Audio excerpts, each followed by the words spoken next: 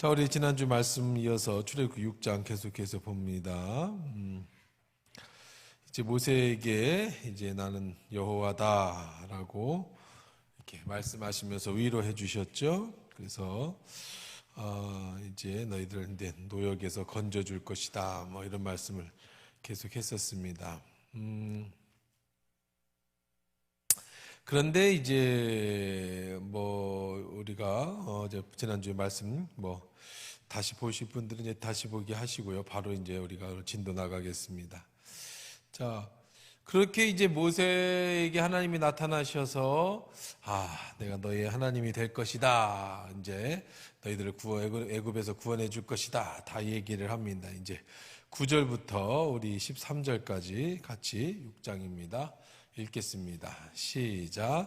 모세가 이와 같이 이스라엘 자손에게 전하나 그들이 마음의 상함과 가혹한 노역으로 말미암아 모세의 말을 듣지 아니하더라. 여호와께서 모세에게 말씀하여 이르시되 들어가서 애굽 왕 바로에게 말하여 이스라엘 자손을 그 땅에서 내보내게 하라. 모세가 여호와 앞에 아뢰어 이르되 이스라엘 자손도 내 말을 듣지 아니하거든 바로가 어찌 들으리까? 나는 입이 둔한 자니이다. 여호와께서 모세와 아론에게 말씀하사 그들로 이스라엘 자손과 애굽 왕 바로에게 명령을 전하고 이스라엘 자손을 애굽 땅에서 인도하여 내게 하시니라. 아멘. 조신 하나님, 이 시간에 말씀드리려고 합니다. 하나님께서 깨닫게 하시고 들려지는 은혜가 있게 도와주옵소서. 예수님의 이름 기도합니다. 아멘. 우리 지난주에서 6절부터 8절까지 하나님께서 내 백성을 구속자가 될 것이다. 그 백성을 내 백성을 삼을 것이다. 이제 가나안 땅으로 인도하여 낼 것이다. 이제 모세를 위로해 주셨어요. 그러고 이제 모세가 그대로 다 성령 충만해 갖고 이제 이스라엘 자손에게 갑니다. 근데 반응이 어때요? 9절에 보니까 9절 다시 읽어볼게요. 뭐라고 그랬어요? 시작.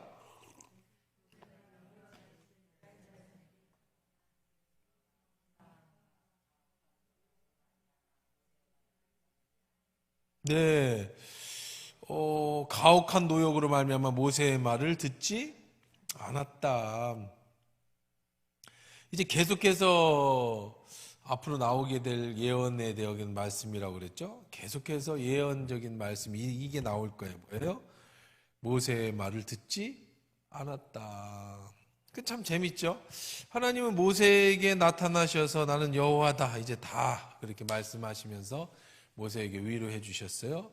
이제 자신 있게 성령 충만함을 받아갖고 이제 뭐 하나님이 나타나셔서 말씀까지 해주셨으니 끝이다 하고 가서 이스라엘 백성에게 전했는데 반응이 안 믿어지는 거란 말이에요. 이 사람들이 싫어한단 말이에요. 그러니까 모세가 어떻게 돼요? 모세가 여호와 앞에서 아뢰되 12절 보세요. 이스라엘 자손도 내 말을 듣지 아니하거든 바로가 어찌 들으리까? 나는 입이 둔한 자이니다. 이거 했었잖아, 그렇죠? 언제 이런 얘기했어요? 처음 떠날 때 나 못 갑니다. 그때 하나님께서 아론을 보내주신다 했었는데 다 해결됐는 줄 알았어요. 이 트라우마가 이제 자기의 그런 부족함이 다 해결됐는 줄 알았어요.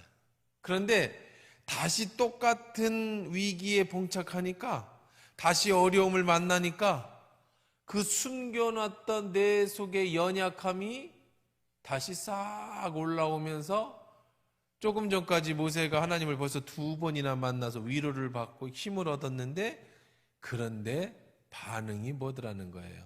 또 옛날처럼 그렇게 나는 입술이 둔한 자입니다 라고 말하게 되더라는 거죠. 마태복음 13장 20절 한번 찾아봅시다. 마태복음 13장 20절.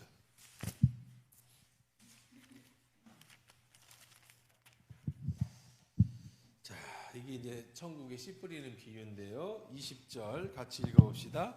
돌밭에 뿌려졌다는 것은 말씀을 듣고 즉시 기쁨으로 받되 그 속에 뿌리가 없어 잠시 견디다가 말씀으로 말미암아 환난이나 박해가 일어날 때에 곧 넘어지는 자요. 근데 우리들의 마음밭이 어떤 밭이면 돌밭이라면, 돌밭.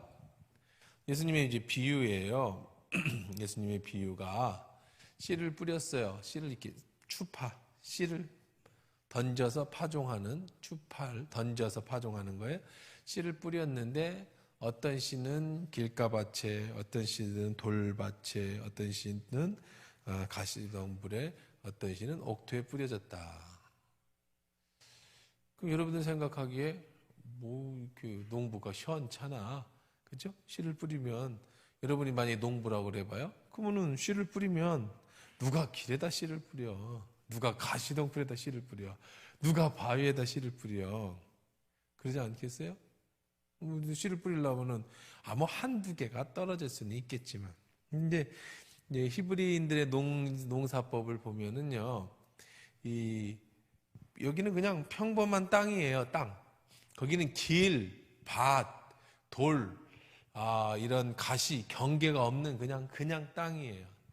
그러다가 왜 그렇게 그냥 땅이 되냐면, 철저하게 히브리인들의 기후는 우리하고 달라요. 이 히브리인들의 농사법을 알려면, 예수님의 이 비유 말씀을 알려면, 잠시 우리가 창세기라 출애굽기를 하다가 신약으로 좀 넘어가 봅시다.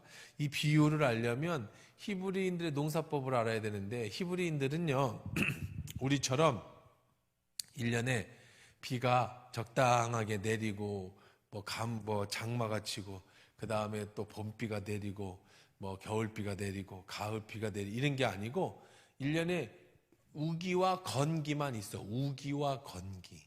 그래서 단순히 우기 때는 비가 오고 건기 때는 아예 비가 한 방울도 안 내리는 거예요. 기후가 사막 기후에.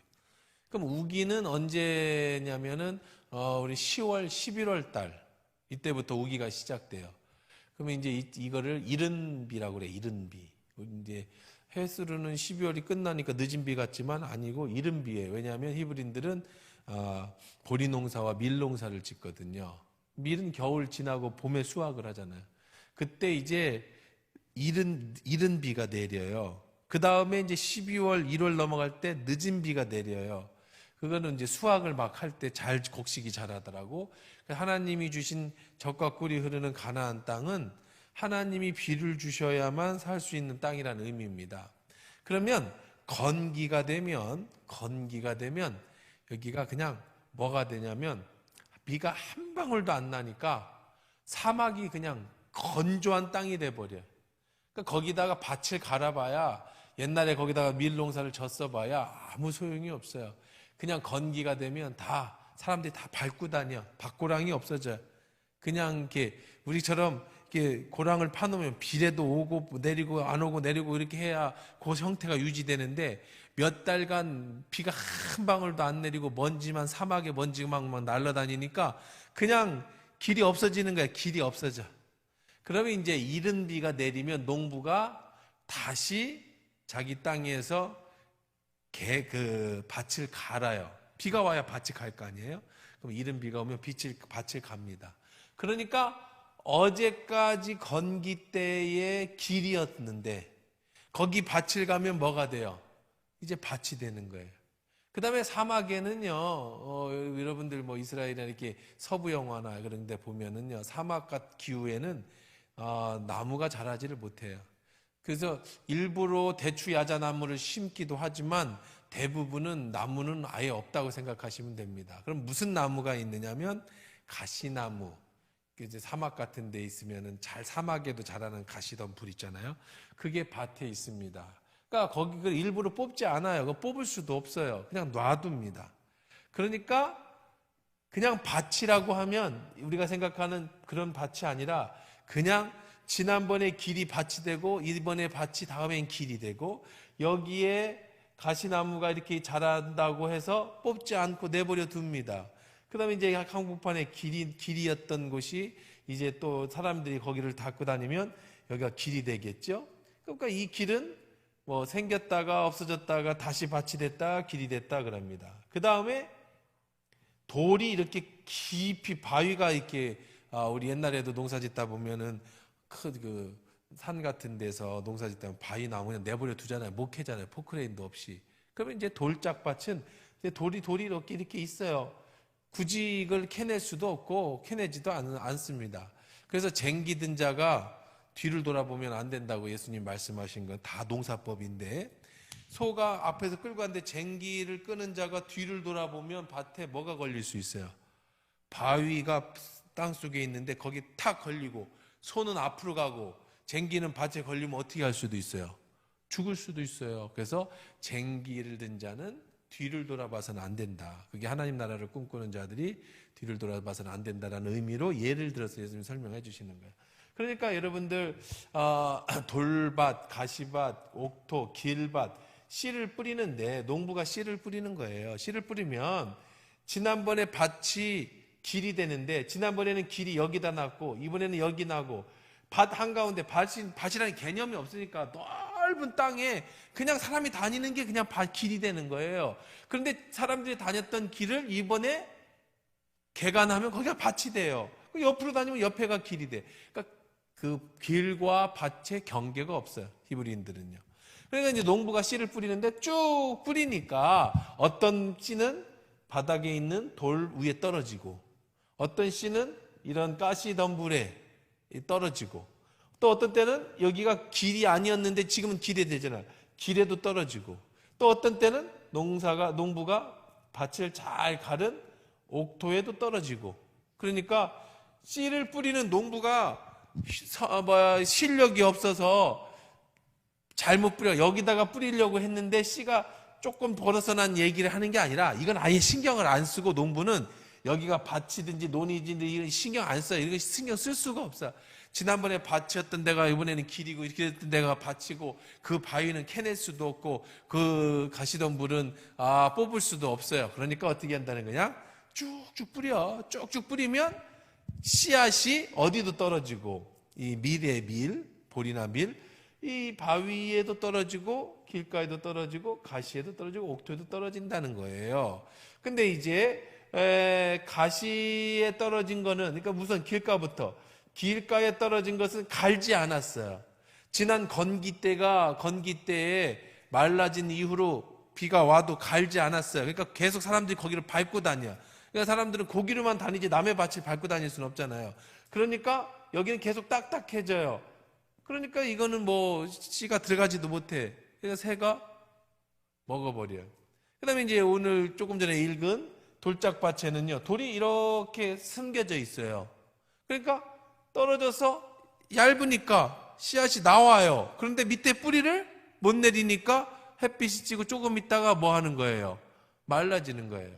자, 여기 가시밭에 떨어졌다는 거는 이렇게 올라오지만 가시가 이제 올라가는데 나무가 있으니까 더 못 올라가죠. 세상 재리, 유혹, 여기에 막혀가지고 자라지 못하는 것. 그 다음에 옥토에 떨어졌다는 것은 좋은 열매를 맺었다라는 거죠. 이건 뭘 얘기했어요? 이것이 마음의 밭. 이것이 여러분의 마음의 밭이에요. 여러분의 마음의 밭. 씨는 나쁜 게 아니에요. 씨는 똑같아. 하나님의 말씀은 똑같아. 이 말씀이 전해지는데, 오늘 목사님이 설교를 할 때 제가 이쁜 사람에게는 좋은 말씀을 주고 안 이쁜 사람에게는 나쁜 말을 주고가 아니라, 하나님 말씀은 오늘 다 똑같이 선포돼. 씨는 나쁘지 않아. 근데 그 씨가 떨어지는 뭐가 나빠요? 이 밭이 나빠. 그래서 어떤 사람은 마음의 밭이 돌짝밭이야. 아니야, 돌짝이 아니라 이 길가밭이야. 길가밭이니까 아예 하나님 말씀이 안 들어와. 뭔 소리인지 아예 처음부터 들어오지를 않아. 자, 그 다음에 이 돌짝밭은 우리 조금 전에 읽었죠. 뭐라고 읽었어요? 아까 13장 20절에서 뭐라고 그랬죠? 마태복음 13장 20절에서 뭐라고 그랬어요? 네, 조금은 자랐는데 말씀을 들을 때 아멘 했단 말이에요. 오늘 수요 예배를 드렸는데 여러분이 그래 맞아 아멘을 했어요. 그런데 말씀을 듣고 즉시 기쁨으로 뭐 했어요? 받았어요. 그런데 기쁨으로 받았어요. 들을 때는 이해했어요. 아멘 했어요. 아, 그래야지 했어요. 그런데 그게 뭐라 그래서요? 뿌리가 없어서 돌이 이렇게 숨겨져 있단 말이야, 바닥에. 흙이 이렇게 덮어져 있으니까 처음에 들어갔는데 아멘에서 땅에 떨어졌지만 못 올라와. 뿌리가 내리지 못해. 그러니까 듣기는 뭐 열심히 듣는 것 같아. 뭐 10년, 20년 예수를 믿어. 30년 예수를 믿어. 근데 아무 열매가 없어. 교회는 오래 다니는데 그냥 경력만 쌓였어. 오래 다닌 경력만. 왜 그렇대요? 여기 보니까 환난이나 박해가 일어날 때 넘어지는 거예요. 뿌리가 없어서, 말씀에 뿌리가 없어서. 자, 세 번째는 어디에 가시덤불에 떨어졌다라는 것은 세상의 염려, 재물, 유혹에 말씀이 막혔어요. 자, 아멘도 하고 그렇게 살려고 노력했는데 세상에 나가서 그리스도인답게 살려다 보니까 이런 것들이 막혀서 결실을 못했다. 좋은 땅의 땅은 30배, 60배, 100배. 자, 여기 보면은 지금 모세의 마음 상태를 보면 처음 모세의 마음 상태가 뭐 같은 거냐면 이 돌짝밭 같다는 마음이라는 거예요. 하나님이 오셔서 벌써 몇 번 나오셔서 위로해 주시잖아요. 그렇죠? 처음에 갈 때부터 조금 전까지. 위로해 주실 때는 기쁨으로 받았어요. 할렐루야, 아멘 했어요. 그런데 가서 막상 사람들을 만나서 하나님이 너희들을 구원해 주시기로 나를 보냈다라고 얘기를 하니까 사람들의 반응이 지금 일하느라고 힘들고 지쳐서 모세를 거부한단 말이에요. 그랬더니 만약에 옥토에 떨어진 모세의 마음이 옥토였다면 그거에 아랑곳하지 않고 그것 때문에 마음 상하지 않고 어떻게 했겠어요? 감사함으로 계속해서 말씀을 전했겠지요? 그런데 그 마음이 무슨 밭과 같아서, 돌짝밭과 같아서 어떻게 했다는 거예요? 또 금방 뭐 하게 됐어요? 이제 낙심하고 실망하게 됐다는 거예요. 그러니까 여러분들, 하나님 말씀이, 모세에게 해주셨던 말씀이, 여러분에게 해주신 말씀이 절대로 어떤 차이가 있는 것이 아니에요. 똑같이 여러분의 말씀이 마음에 오지만 여러분이 어떤 마음 자세로 하나님의 말씀을 받아들이느냐에 따라서 똑같은 말씀이 어떤 사람에게는 30배, 60배, 100배의 결실을 맺히기도 하지만 어떤 사람에게는 잠시 기쁨, 어떤 사람에게는 유혹에 의해서 무너지는 거예요. 그러니까 여러분들이 어떻게 받아들이느냐는 거죠. 받아들여. 대신방이 시작됐습니다. 어떤 사람에게는 대신방이 아무렇지도 않아. 아유, 코로나인데 뭐 귀찮아. 아유, 그럼 나도 좋아. 피곤하지 않으니까. 근데 어떤 사람에게는 사모해. 지난 1년간 작년 한 해 우리가 대신방이 2020년에 했더라고요. 2021년 못 했잖아요. 작년 한 해 정말 우리 교회, 우리 집에 와서 목사님 말씀 안 해주시네. 그것 때문에 마음이 늘 그랬어요. 이번에는 올해는 정말 목사님이 어떤 말씀을 해주실까? 우리 교회, 우리 집에 어떤 축복이 될까?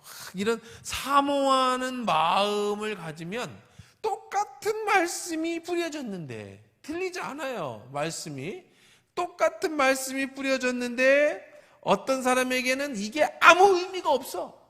그냥 돌짝밭이야. 아니 그냥 길가밭이야. 의미가 없어요. 듣기는 들어.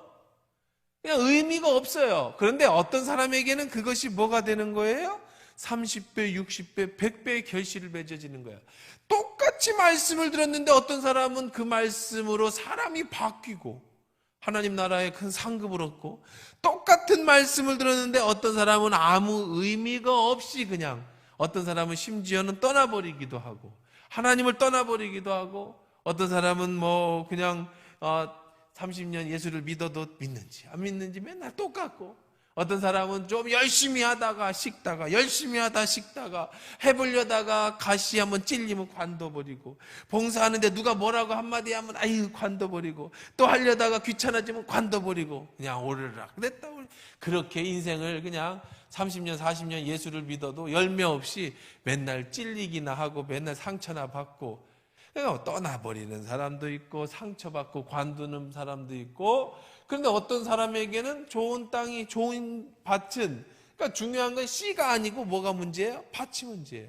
근데 더 중요한 게 있죠. 모세의 마음이 지금 굳이 따져보자면 돌짝과 같은 마음인데 하나님은 그런 모세를 포기하지 않으신다. 이게 더 중요한 거예요. 우리는 포기하는데 우리들의 마음이 그냥 그 모양이라서 그냥 버려두는데 하나님은 그런 모세도 이제는 하나님이 뭐 옛날에 화도 내고 막 그랬는데 뭐 처음에 모세가 안 간다 그러니까 화도 내고 막 그러시잖아요. 근데 이제는 자꾸 그러니까 하나님이 어떻게 해 반응이? 오늘 보는 거 봅시다. 하나님의 반응은 뭐예요? 자, 내가 입이 둔한 자나이다 그랬잖아요. 다시 나약해졌잖아요. 그렇죠? 그랬더니 13절 한번 읽어봅시다. 시작. 여호와께서 모세와 아론에게 말씀하사 그들로 이스라엘 자손과 애굽 왕에게 명령을 전하고 이스라엘 자손을 애굽 땅에 인도하여 내게 하시니라. 그냥 해 임마. 그러고 말아버려. 화내지도 않고 그냥 결론만 얘기해. 네가 아무리 얘기해봐야 네가 안 간다고 아무리 얘기해봐야 네가 아무리 입이 둔하다 뭐냐 해도 해요. 그냥 하나님은 뭐해요? 그냥 하실 걸 하셔요. 혼내키고 뭐 이런 얘기 없어요. 그냥 결론이에요. 자, 그 왜 그러시냐? 아이 내 마음 같으면은 그냥 이거 안 되겠네 이렇게 언제까지도 그럴 거야 그러실 것 같은데 저 고린도전서 한번 찾아봅시다. 1장 27절 29절까지. 고린도전서 1장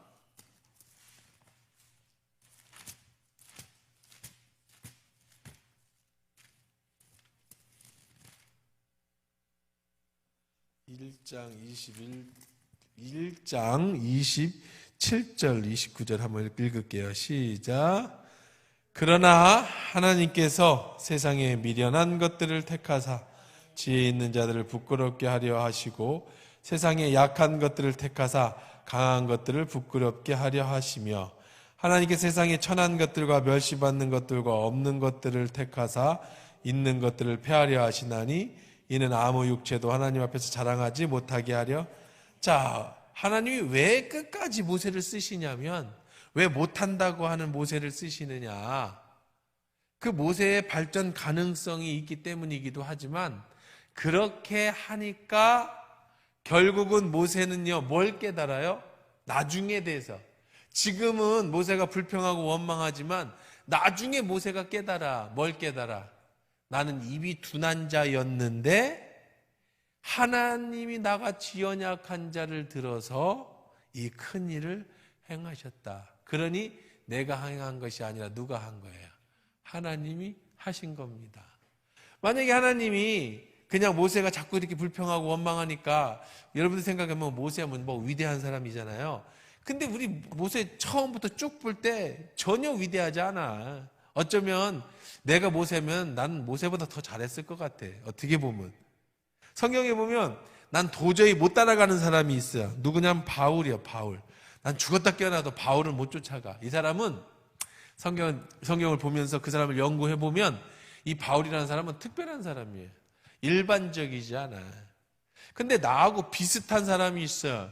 난 저 정도는 내가 나라도 저럴 것 같아. 그게 누구냐면 베드로야, 베드로. 베드로는 막 혈기도 내고 뭐 혼나기도 하고 뭐 덤비기도 잘하고. 예, 베드로. 근데 나보다 좀 모자라는 사람이 있어요. 누구냐면 모세예요, 모세. 이 사람은 계속 원망해. 계속 못한다고 하고. 근데 나중에 하나님이 모세를 통해서 10가지 재앙 이후에 홍해를 가르고 나서 사람이 바뀌어요. 홍해 가르고 나서 사람이 바뀌어요. 그 다음에 홍해 바르고 나서도 처음엔 안 바뀌어요. 홍해 바르고 건너가서도 또 이스라엘 백성이 원망하니까 같이 원망하고 막 그래. 그런데 한참 그런 후에 하나님과 깊은 교제를 나눠 그 뒤로.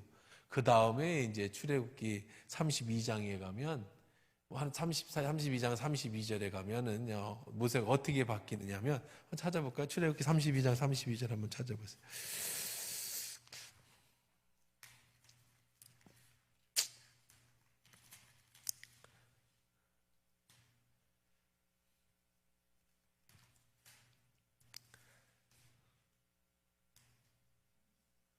자, 한번 읽어봅시다. 자, 31절부터 읽어봅시다. 시작. 모세가 여호와께로 다시 나아가 여짜오되 슬프도소이다. 이 백성이 자기들을 위하여 금신을 만들어 싸우니 큰 죄를 범하였나이다. 그러나 이제 그들의 죄를 사하시옵소서. 그렇지 아니하오시면 원하건대 주께서 기록한 책에서 내 이름을 지워버려 주옵소서. 이렇게 밖에 사람이 그 금신산을 만들었잖아요. 모세가 40일 동안에 금식하면서 십계명을 받아갖고 내려와 보니까 금신상을 만들고 있잖아. 자, 그래서 혈기 나서 막 금판을 버리기도 했지만, 근데 모세는요 언제 바뀐 거냐면 시내산에서 40일 동안 금식하며 하나님을 만났을 때 그의 삶이 완전히 바뀌었어요. 초창기에 모세는 계속 부정적이었죠.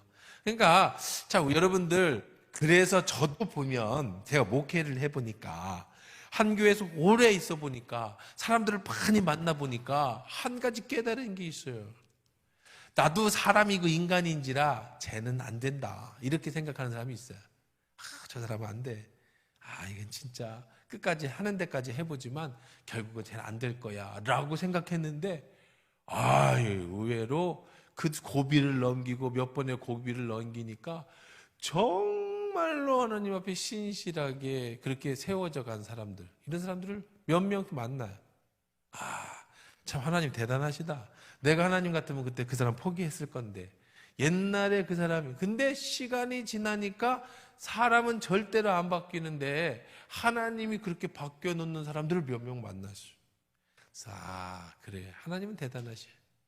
하기야 딴 데 찾을 거 없어. 나 같은 사람도 하나님이 참, 여러분들한테 가끔 제가 간증하지만 전 절대 목회할 사람이 아니에요. 난 고등학교 3학년 될 때까지 목회는 생각도 안 한 사람이에요.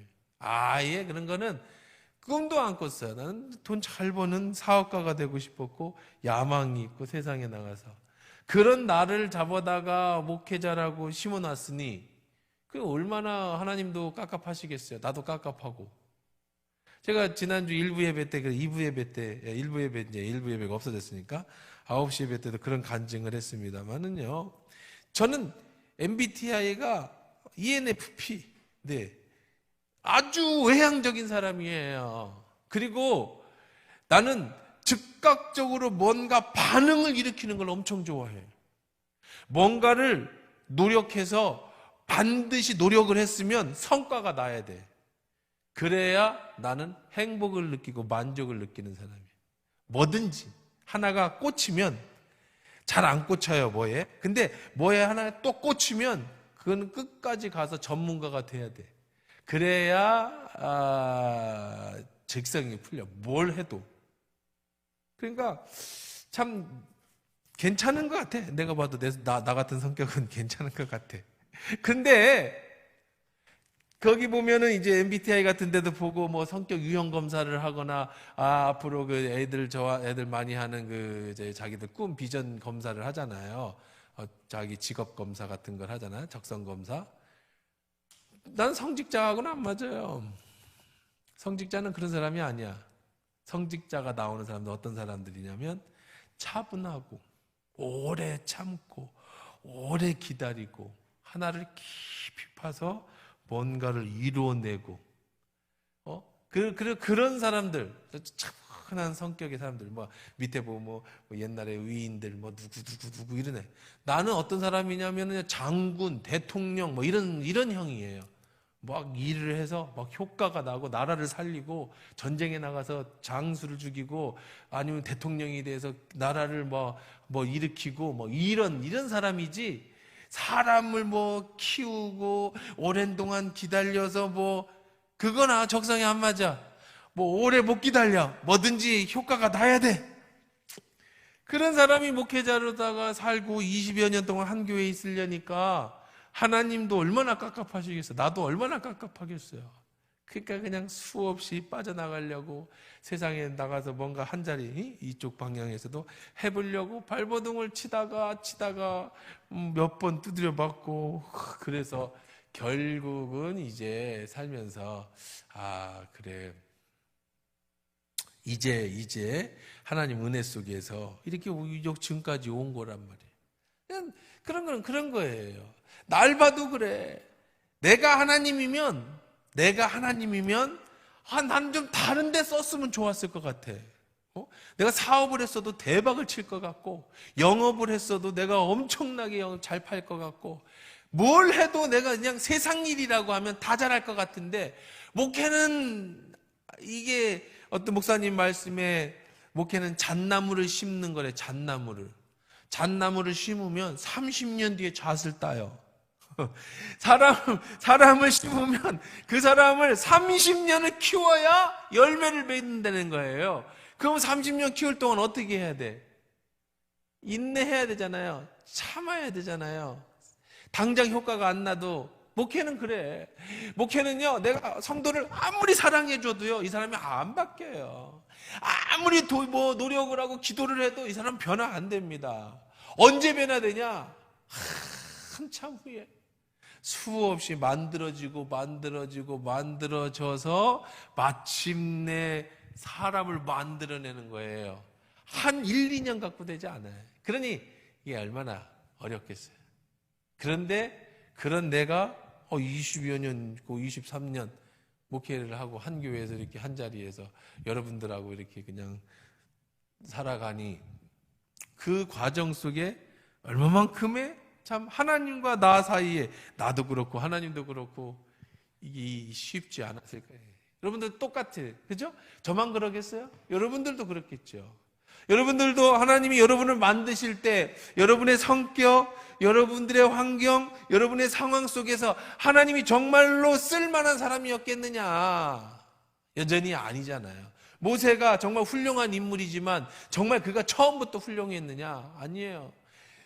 계속해서 하나님이 모세에게 찾아가셔서 위로하시고 힘줘도 그는 또 정말로 집요하리만치 또 이 얘기를 해. 나는 입이 둔한 자나이다. 이 얘기를 또 한단 말이에요. 참 그런 거 보면 고린도전서 아까 읽은 것처럼 하나님은 이렇게 약한 자들, 정말 이해 안 되고 매치가 안 되는 사람들, 이런 사람들을 들어서 하나님의 일을 사용하시기를 좋아해요. 왜 그러냐?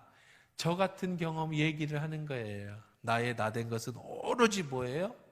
하나님의 은혜예요. 내가 목회자가 될 사람이 아닌 그런 나를 데려다가, 꿈도 꾸지 않은 나를 데려다가 하나님이 강력하게 해가지고 때로는 윽박도 지르시고, 때로는 축복도 해주고, 때로는 회초리도 들기도 하시고, 그렇게 해서 오늘의 나를 만들었으니, 그러니까 나의 나된 것은 다 뭐예요? 하나님의 은혜일 뿐이에요. 바울이 그래요. 그래서 나는 죄인 중에 괴수였다. 그죠? 자기가 죄인 중에 괴수인 나를 들어서 하나님이 당신의 사도로 세워주셨으니 그 은혜가 얼마나 크냐. 그래서 그는요, 목숨을 바쳐서 하나님을 위해서 일을 하는 거예요. 옛날에 가지고 있던 자기의 성품을 죽이기 위해서 바울은 뭐라고 고백하냐면, 나는 날마다 죽는다고 얘기를 해요. 자기를 매일매일 죽이는 거예요. 여러분들도 감사한 거예요.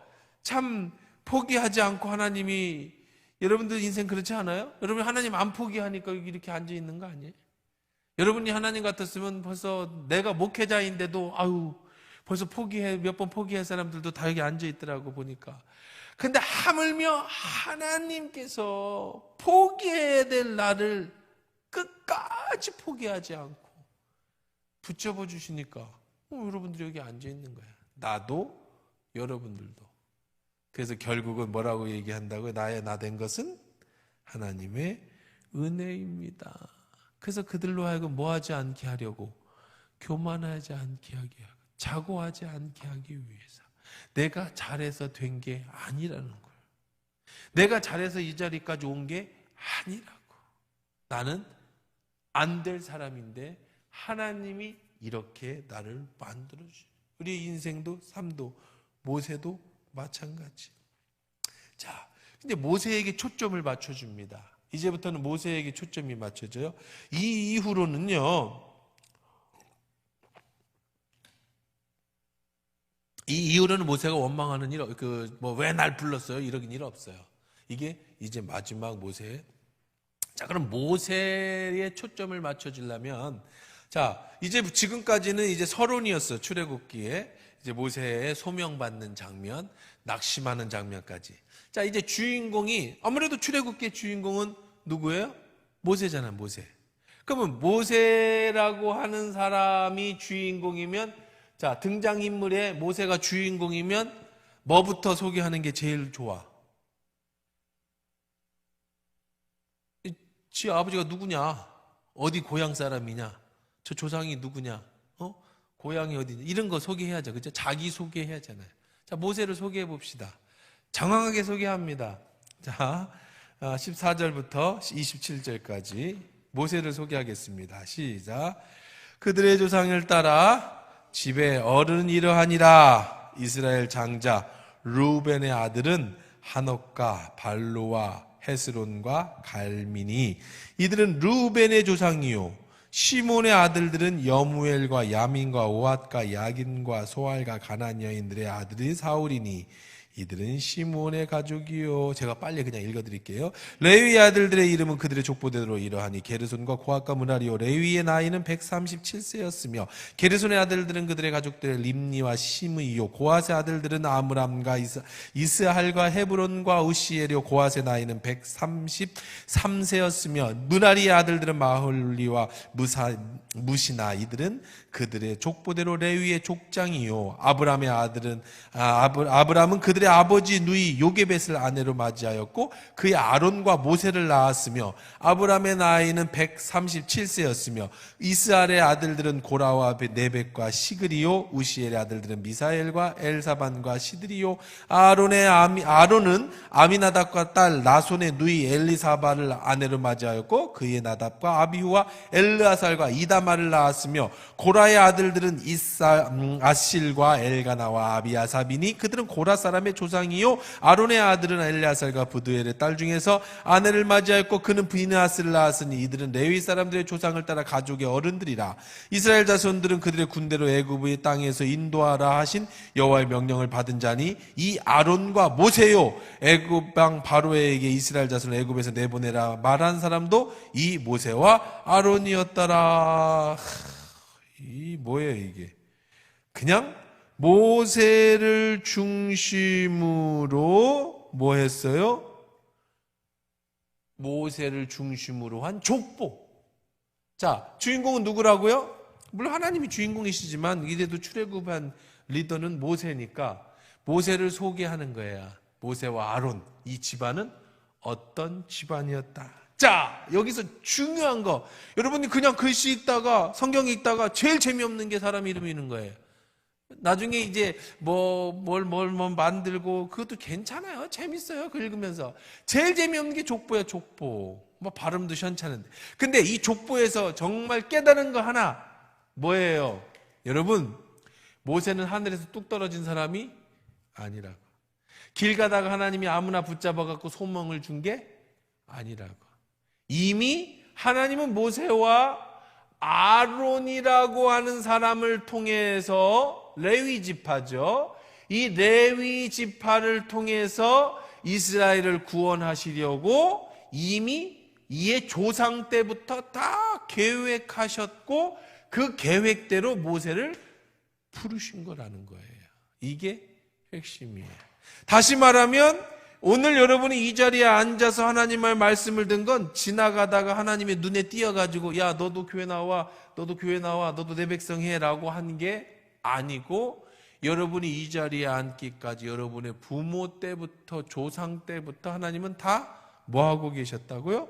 알고 계셨고 계획했어요. 그러니까 여러분 신실한 하나님의 선택 위에는요 그 뿌리가 있다는 거예요. 갑자기 하늘에 떨어진 게 아니에요. 그러니까 여러분은요 우리에게 소명이 있어요. 뭐예요? 여러분의 자녀를 믿음에 뭘로 만들어줘야 돼요? 유산을 남겨줘야 돼요.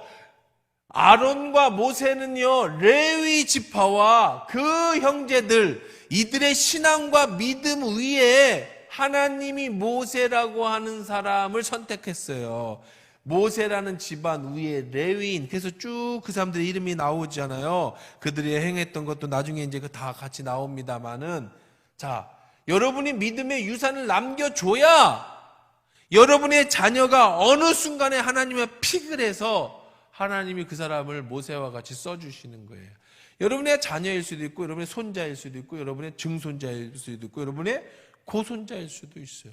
그 사람이 그냥 어느 날 갑자기 하늘에 뚝 떨어진 게 아니라 그 어머니 여러분 때. 이게 굉장히 재밌죠? 오늘 여러분의 기도가 여러분의 증손자, 고손자에게 어떻게 하나님의 역사하시는 믿음의 여러분이 조상이 될 수도 있다는 거예요. 그럼 여러분 이렇게 생각할 수도 있죠. 아이, 뭐, 내가 죽을 때까지 알지도 못하는 고손자가 뭐 믿음의 증인이 되든지 뭐 리더가 되든지 나하고 무슨 상관이 있어. 지금 당장 내 눈앞에서 돈 생기는 거하고 내 눈앞에서 내가 보이는 아들이나 잘 되는, 이거는 정말 근시안적인 사고와 근시안적인 생각이죠. 하나님은 우리의 믿음의 신앙의 대를 통해서 여러분의 조상 때, 여러분의 증조, 고조, 그들의 어떤 모습이었든 간에 그들을 통해서 오늘 여러분의 지금의 나를 만들어내듯이 여러분의 오늘의 모습을 통해서 여러분의 자녀를 만들어내는 거예요.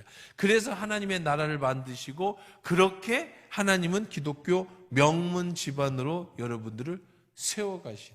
그래서 여러분의 신앙이 굉장히 중요해요. 모세는 하늘에서 하루아침에 떨어진 게 아니다. 여러분 어떤 리더도 하루아침에 하나님이 떨어뜨리지 않으셨다. 다 그들의 조상 때부터 준비시켜 주셨다. 자, 그래서 이제 28절부터 30절까지 같이 27절은 애굽왕 바로 이스라엘 자손이 애굽에 보내라 말한 사람이 바로 이 모세와 아론이다. 그 모세와 아론은요, 위에 이제 그의 아버지, 그 다음에 아므람이 요게벳을 아내로 맞이했죠. 그래서 아론과 모세를 낳았죠. 요게벳도 잘 알잖아요, 그렇죠? 요게벳의 노래 뭐 이러잖아요. 그 요게벳의 남편이 누구라고요? 아므람이죠. 아므람이 그들의 아버지의 누이 요게벳을, 그러니까 이종 간의 결혼이에요. 옛날엔 다 그렇게 했었습니다. 그래서 아므람과 요게벳이 결혼해서 아론과 모세를 낳았다라는 거예요. 그리고 이 아므람은 또 위로 올라가니까 바로 이 레위 족상들의 이 조상들의 이름들을 쭉 설명하고 있었습니다. 자, 28절 30절 같이 읽어볼게요. 시작. 여호와께서 애굽 땅에서 모세에게 말씀하시던 날에 여호와께서 모세에게 말씀하여 이르시되 나는 여호와라. 내가 네게 이르는 바를 너는 애굽 왕 바로에게 다 말하라. 모세가 여호와 앞에서 아뢰되 나는 입이 둔한 자이오니 바로가 어찌 나의 말을 들으리까. 여기 한 번 더 있네요, 그렇죠? 여기까지.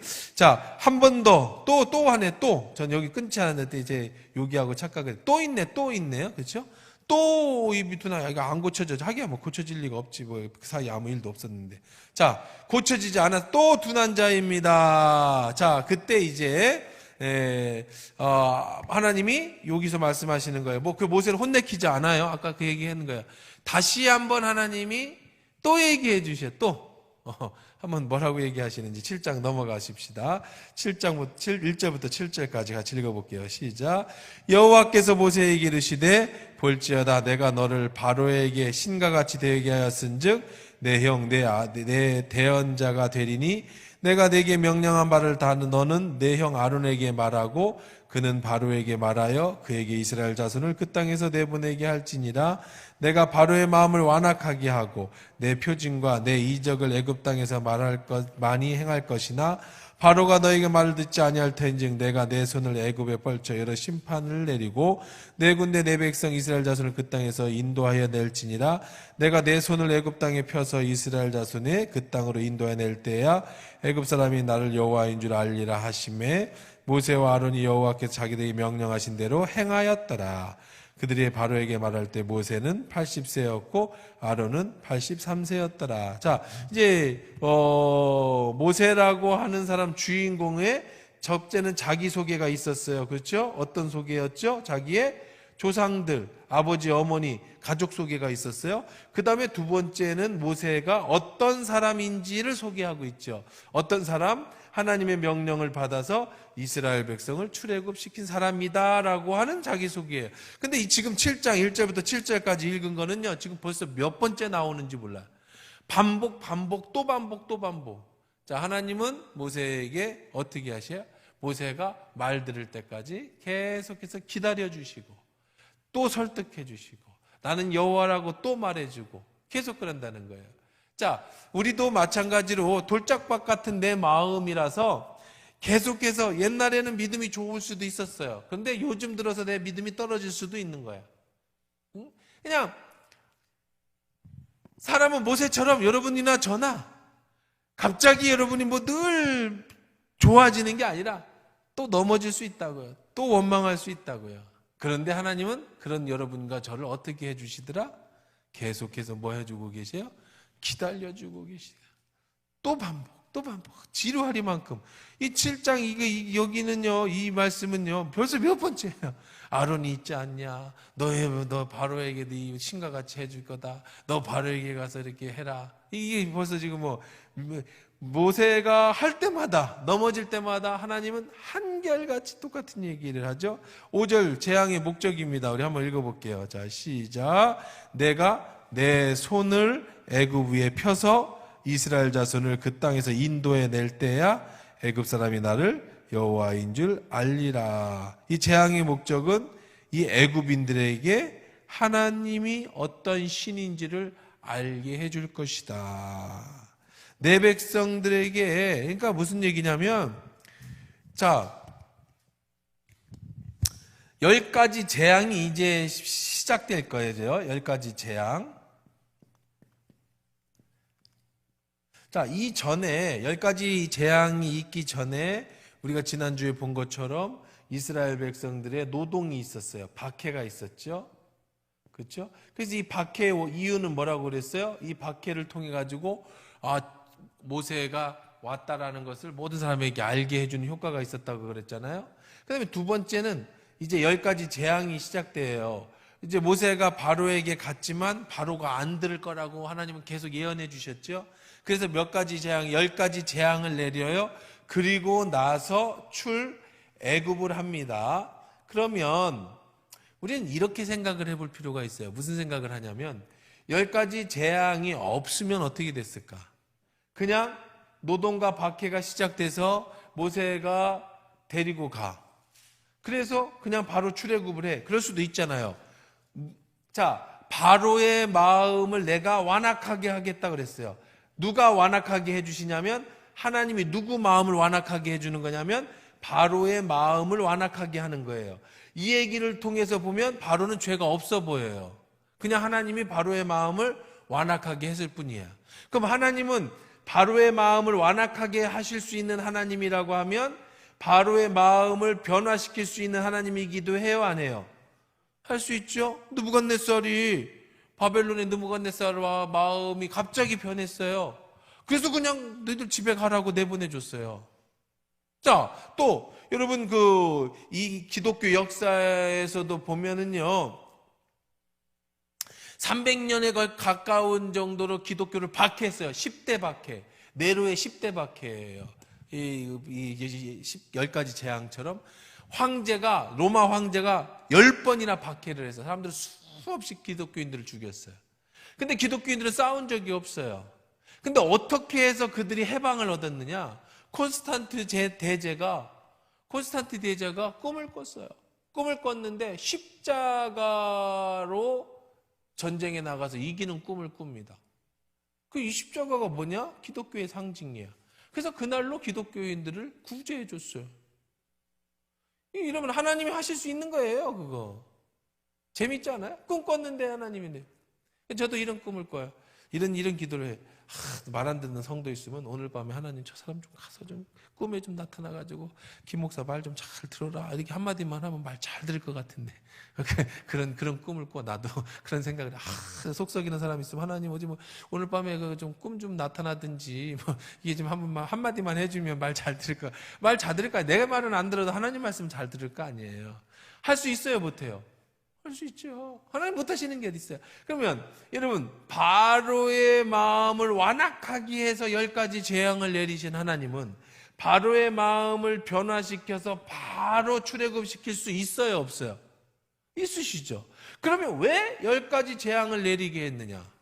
그 이유가 이거예요. 5절 결론부터 얘기하는 거죠. 5절에 다시 한번 읽어보세요. 내가 내 손을 애굽 위에 펴서 이스라엘 자손을 그 땅에서 인도해 낼 때야 애굽 사람이 나를 여호와인 줄 알리라.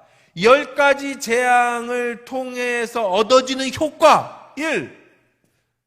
10가지 재앙을 통해 애굽인들이 하나님이라는 신이 진짜 가장 큰 위대한 신이구나 라고 애굽인들이 알게 되는 거예요.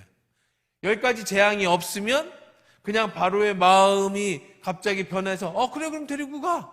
그래서 나갔다라면 애굽인들이 하나님이라는 신이 위대한 신이라는 걸 알 도리가 없죠. 두 번째, 만약에 그냥 하나님이 완악하지 않게 해서 이런 고통이 없이 그냥 이런 고통도 없이 이 10가지 재앙 중에는요, 어떤 재앙은 이스라엘 경계에서 넘어오지 않는 재앙이 있어요. 또 어떤 재앙은 이스라엘 백성은 안 죽는 재앙도 있었지만 어떤 재앙은 다 같이 겪는 재앙도 있었어요. 자, 이런 고통이 없이 출애굽을 했더라면 두 번째는 이스라엘 백성이 누구를 경험하지 못해? 하나님을 경험하지 못해요. 이스라엘 사람들이 하나님을 경험하게 하기 위해서 애굽 사람들이 하나님이라는 신밖에 가장 큰 신이라는 것을 알려주기 위해서 뭐가 필요했다고요? 10가지 재앙이 필요했어요. 이 공식에다가 여러분의 인생을 넣어보세요. 여러분이 아무 문제 없이 살 수도 있어요. 병이 안 걸릴 수도 있어요. 그냥 여러분 자녀가 무조건 공부 잘하다가 좋은 대학 가고 좋은 취직 잘할 수도 있어요. 여러분 그냥 돈 걱정 없이 하는 일마다 다 잘 될 수 있어요. 그래도 그럼 좋겠잖아요. 우리 그렇게 기도하잖아요. 그렇게 되기를 원하고 있잖아요. 그렇죠? 그런데 하나님은 그렇게 하지 않으신다고요. 여러분이 수요 예배 나와도, 여러분이 기도를 해도, 여러분이 헌금을 다 하고, 여러분이 별걸 다 해도 인생에 있어서 하나님은 때로는 우리에게 뭘 주시냐면 재앙을 주신다는 거예요. 재앙을. 어려움을 주신다고요. 왜냐? 이 어려움을 통해서 뭐 한다고요? 하나님을 알게 하시는 거예요. 여러분이 하나님을 뭐 하게 하느냐면 경험하게 하는 거예요. 경험. 그냥 이런 게 없으면 하나님을 경험하지 못해. 오늘도 우리 권사님이 이제 우리 박동사님 어머니하고 이제 식사를 했어요. 근데 그 어머님이 얘기 좀 해달라고 그래서 내가 하는 거예요. 내가 그냥 남 얘기를 하는 게 아니라 권사님 그렇게 얘기 좀 해달라 해서 얘기하는 거예요. 우리 권사님은 하여간 자기 권사님의 간증대로라면 이 우리나라 역사를 이렇게 풍미하던 아버지가 북한에서 내려오면서 하여간 엄청난 부자였대. 엄청난 부자. 지금까지도 그렇게 살았고 한 번도. 그래서 사람들이 자기 인생에서 보면 자기를 제일 무서워했대. 걱정을 했대. 왜냐하면 식당에 가면 자기는 보인대. 왜 이 청결이 이러냐? 왜 음식이 이러냐? 불러다가 혼내켰다는 거야. 한번 돈 걱정 한 번 해본 적이 없이 그냥 최고로 까칠해서.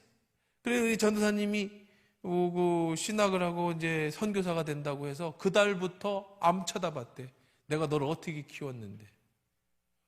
그럼 간증을 하는데 전도사님이 애들 키울 때 그냥 학교 선생님이고 내가 어마어마하게 우리가 상상할 수 없는 그렇게 부자로 사는 거예요. 애들 한 번도 자기 손으로다가 기저귀를 갈아본 적이 없대. 다 일하는 애들이 다 갈아주고 다.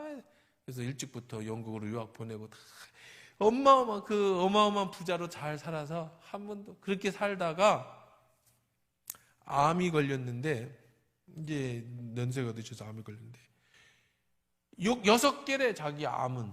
폐암, 그 다음에 간암, 뇌종양, 척추암, 뼈암, 이런 거. 당뇨도 있고. 전부 3기, 말기 다 이런 거예요. 그 세브란스 의사가 가면은 도대체 이해를 할 수가 없대. 죽었어도 벌써 죽었고 지금 이 상태면 저 앰뷸런스 중환자실에서 숨만 깔딱깔딱 쉬고 있든지 뭐 다 튀어나와서 이 암이 튀어나와서 이렇게 잡힌 데는 이만큼한 게 이렇게 튀어나와서 달고 다닌다는 거야. 그러고 나서 그냥 이제 몸이 그러니까 본인은 이제 하나님 앞에 맡긴다고 하는데 그러면서 이제 항암 치료를 하는데 오늘은 저하고 식사를 하고 4시까지 거의 3시까지 4시까지 점심 먹고 차 마시고 5시간 넘게 밥 먹고 차 마시는데 원래 같으면 한 모금도 못 넘기는데 오늘 식당에 가서 밥 한 공기 뷔페에서 한 접시 다 드시고 설사 나가지고 가야 되는데 한 번도 화장실도 안 가고 그냥 건강한 사람보다 더 건강하게 간증을 해. 그러면서 이 얘기를 해달라는 거죠. 하나님이시니까 내가 이렇게 살 수 있는 건데 목사님 나는 너무너무 하루하루가 이렇게 살아가는 게 행복이래. 이제 뭐가 보이냐면 손자들의 재롱이 보이고 이제 뭐가 보이냐면 아들이 보이고 그 뒤로 한 10여 년 동안 몇 년 동안에 아들을 안 봤어. 선교사 나간다고 해가지고 내가 어떻게 널 키웠고 돈을 너한테 드린 게 얼만데 네가 그렇게 하냐고. 그래서 그 박준사님 얘기 들으니까 그것 때문에 그 집에서 나와가지고 지금까지 고생하고 그게 살아갔다는 거예요.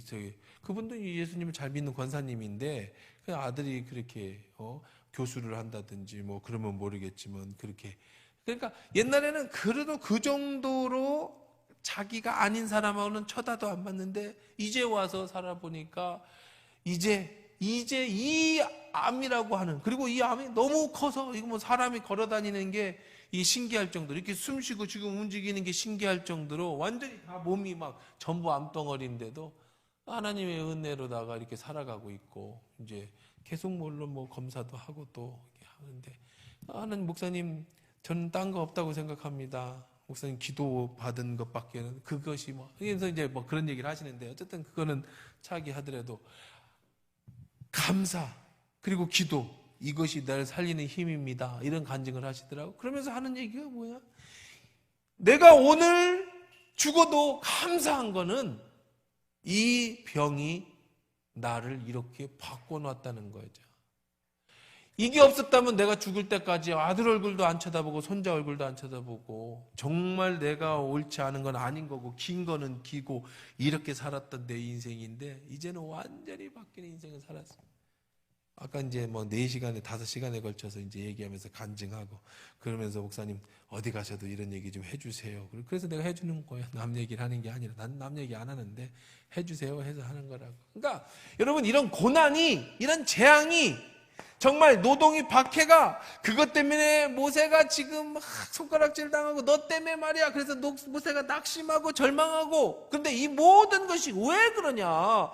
그냥 처음부터 모세가 간 대로 가서 저기가 네로야 나로가 아니죠. 누구야? 바로야. 야 이 지팡이 봐라. 탁 뱀이 아이쿠야. 탁 잡으네 집. 우와. 야 봐라. 문득병이 우와. 봐라 어깨 끝해졌네. 당신은 누구십니까? 나는 하나님이 보내신 자다. 하나님이 누구십니까? 천지를 창조하신 스스로 계신 분이지. 그럼 왜 오셨습니까? 야 이 백성은 내 백성이야. 내보내라고 예배드리라잖아. 아이고 가셔야지요. 그러고 갔으면은 그게 계획이었잖아요. 모세가 그럴 줄 알았잖아요. 물론 하나님이 아니라고 얘기해 주셨지만 근데 가보니까 아니더란 말이야. 바로도 싫어하고 심지어는 이스라엘 백성도 싫어하고 그러니까 낙심하고 절망해. 그런데 왜 그런 스토리가 필요하냐면 왜 그런 역사가 필요하냐면 이런 것들을 통해서 아까 5절에 읽은 거 내가 애굽 사람들에게 하나님이신 것과 이스라엘 사람들에게 내 하나님을 경험하게 하기 위해서 이제 이스라엘 백성들이 이런 경험이 있으니까 10가지 재앙에서 바로와 이집트의 애굽의 남자들은 큰아들은 다 죽었는데 우리 장자들은 살았단 말이에요. 이런 것들을 통해서 이스라엘 백성이 한 번도 본 적이 없던 하나님을 그제서야 하게 되는 거예요? 믿게 되는 거예요. 경험하게 되는 거예요. 그러니까 여러분 인생에 있어서 인생의 어려움도 하나님이 날 사랑하시기 때문에 주시는 거예요. 하나님 내게 가장 좋은 것만을 주셔요. 그것이 때로는 고난이라도, 고난이라고 하는 포장지에 그 안에 가장 좋은 선물인 최고의 선물이 숨겨져 있어요. 그러니까 우리는요, 여러분이 필요한 것은 절대 믿음이에요. 어떤 어려움이 내 앞에 온다 할지라도 그것이 어떤 육체적인 고난이에요. 건강의 고난일 수도 있고 물질의 고난일 수도 있고 관계의 고난일 수도 있겠고 여러분 여러 가지 수천 수만 가지 고난이 온다 할지라도 하나님은 내게 필요하니까 그걸 통해서 뭘 알려주시는 거예요? 아까 똑같은 얘기죠. 나의 나된 것이 하나님의 은혜인 것을 보여주기 위한 것처럼 이런 모든 재앙을 통해서 하나님을 뭐하게 하시기 위해, 경험하게 하기 위해서 나에게 고난을 주신 거니까 여러분 뭐든지 감사하세요. 우리 권사님이 아까 그 얘기를 하죠. 감사가 저는 생명을 살리는 거라고 생각합니다. 맞습니다. 그냥 무조건 감사하세요. 그냥 늘 삶 자체에 그냥 무조건 감사해요. 무조건 감사. 감사할 때 하나님께서 여러분들에게 놀라운 은혜를, 축복을 내려주실 줄 믿습니다. 좋은 일이든 나쁜 일이든 늘 감사. 너희들과 공고한 자가 있느냐? 기도할 것이요. 기쁜 자가 있느냐? 하나님을 찬송하라. 여러분 감사하시고요. 공부하면 기도해서 감사하고 기쁜 일이 있으면 찬송하면서 기도하고 이 시간에 같이 합심해서 기도하십시다.